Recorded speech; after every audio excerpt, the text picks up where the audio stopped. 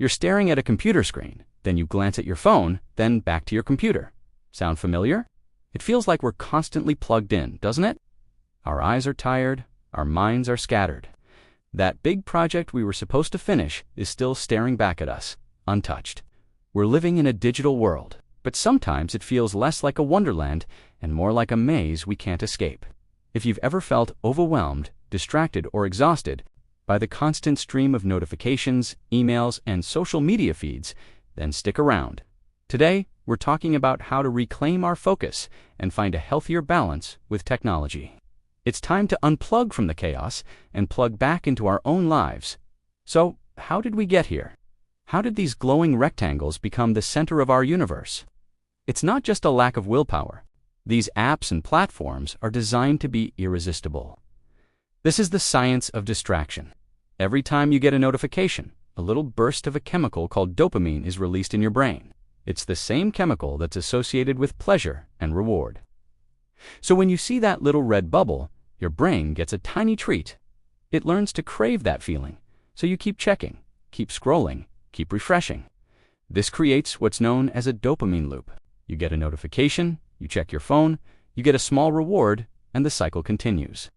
It's a powerful feedback system that keeps you coming back for more, even when you know you should be doing something else. It's not your fault you can't look away.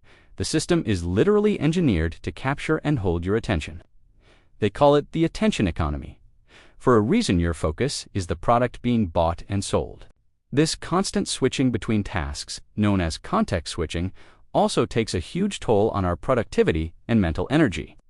Every time you switch from your work to check a quick email or a social media update, your brain has to reorient itself. It takes time and energy to get back into that deep focus state you were in before. Studies have shown that it can take over 20 minutes to fully regain concentration after just one small interruption. Think about how many times you get interrupted in an hour. It's no wonder we feel so scattered and unproductive. This isn't just about getting work done.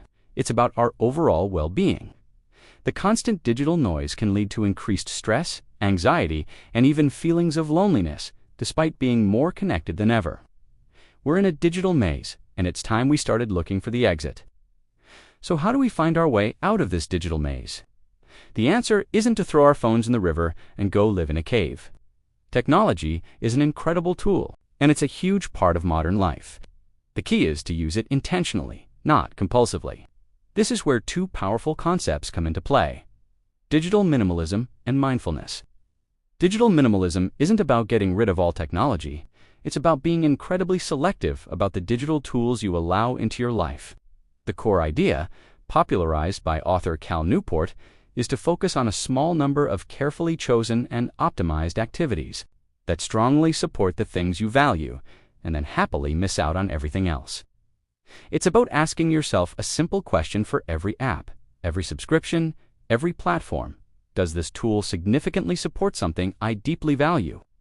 If the answer is a vague, maybe, or it's kind of fun sometimes, it might be time to let it go.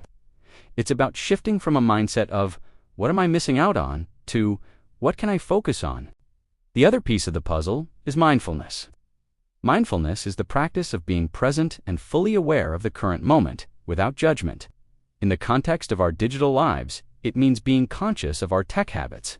Instead of mindlessly reaching for your phone, every time you have a spare second, you pause and ask yourself, why am I doing this? What is my intention right now? Am I looking for specific information? Am I trying to connect with someone? Or am I just trying to escape boredom or an uncomfortable feeling? By bringing awareness to these moments, we can break the cycle of reactive, mindless scrolling. We can transform our relationship with technology from one of passive consumption to one of active, intentional use. It's about becoming the master of your devices rather than letting them be the master of you. Combining digital minimalism, clearing out the clutter with mindfulness, being intentional with what remains is the most effective way to find the exit and build a healthier, more focused digital life. Okay, let's get practical. Knowing the theory is great, but how do we actually put this into practice? In our daily lives, here are some actionable steps you can start taking today to reduce screen time and improve your focus. First, let's talk about your phone's home screen. Think of it as your digital front door. Is it cluttered and chaotic? Let's tidy up. Move all your social media, news, and entertainment apps off the home screen and into a folder on the second or third page. This adds a little bit of friction. Instead of tapping on them mindlessly, you have to actively seek them out. Even better, delete the apps you don't truly need. If you can access something through a web browser, you probably don't need the app with its constant push for your attention. Second, kill the notifications. Seriously, go into your settings and turn off all non-essential notifications. Do you really need to know instantly when someone liked your photo or when a store is having a sale? The only notifications that should get through are from actual humans trying to contact you directly, like calls or messages. Everything else can wait. This one step alone can be life-changing. It puts you back in control of when you engage with your phone. Third, schedule your screen time. Just like you schedule meetings or gym sessions, block out specific times in your day to check email and social media. Maybe it's 15 minutes after lunch and 15 minutes in the evening. The rest of the day, those apps are off-limits. This prevents the constant low-level distraction and allows you to batch your digital tasks, making you far more efficient. Fourth, create tech-free zones and times. Make your bedroom a phone-free zone. This will dramatically improve your sleep quality because you won't be tempted to scroll late at night. And the blue light from the screen won't mess with your internal clock. Also, try having tech-free meals. Put the phones away and actually connect with the people you're with, or just enjoy your food mindfully. Finally, find analog hobbies. What did you love to do before you had a smartphone in your pocket 24/7? Read a physical book, go for a hike, learn to play an instrument, paint, cook.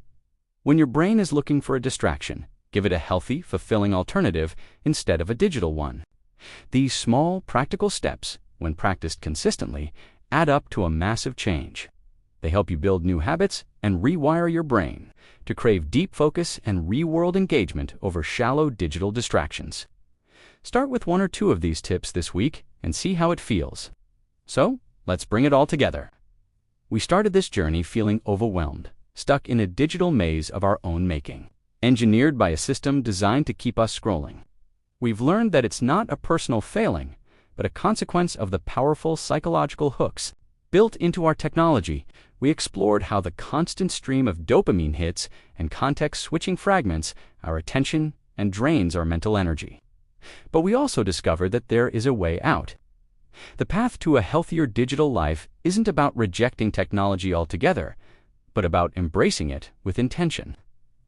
By adopting the principles of digital minimalism, we can declutter our digital lives, keeping only the tools that truly add value. By practicing mindfulness, we can break the cycle of mindless consumption and become conscious creators of our own experience. We've gone over concrete, practical steps you can start using right now, from cleaning up your home screen and silencing notifications, to scheduling your screen time and rediscovering the joy of analog hobbies. Each of these is a small act of rebellion against the attention economy. Each one is a step toward reclaiming your time, your focus, and your well-being. Living a balanced digital life is not a one-time fix. It's an ongoing practice. It's about regularly checking in with yourself and asking if your technology is serving you or if you are serving it. The goal is to use these amazing tools to enhance our real lives, not to escape from them. Imagine what you could create, learn, or experience. With all that time and mental energy you get back, it's time to find that balance. Thank you so much for spending your valuable attention with me today. I hope you found these tips helpful. If you did, please give this video a thumbs up, and don't forget to subscribe for more content. On living an intentional and focused life, I'd love to hear from you in the comments below. What's one step you're going to take this week? To improve your digital wellness, let's support each other on this journey. Thanks again for watching, and I'll see you in the next one.